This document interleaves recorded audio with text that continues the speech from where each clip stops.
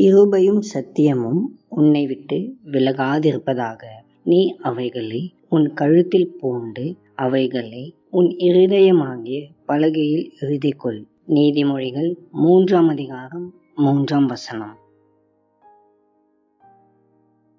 கிருபையையும் சத்தியத்தையும் உன் கழுத்தில் பூண்டு கொள் என்று வேதம் கூறுகிறது. ஆபரணங்களை எப்படி கழுத்தில் அணிந்து கொள்ளுகிறோமோ அப்படியே நம்முடைய வெளிப்படையான நடத்தையிலும் குணாதிசயங்களிலும் தேவனுடைய அன்பும் நேர்மையும் எப்போதும் வெளிப்பட வேண்டும். நாம் வாழும் சமுதாயமும் நம்மை சுற்றியுள்ள மக்களும் நம்முடைய கிரியைகளின் மூலமாக இயேசுவின் கிருபையையும் உண்மையும் நேரில் காண வேண்டும். இதுவே ஒரு கிறிஸ்தவனின் உண்மையான ஆவிக்குரிய அலங்காரமும் சாட்சியுள்ள வாழ்க்கையும் ஆகும்.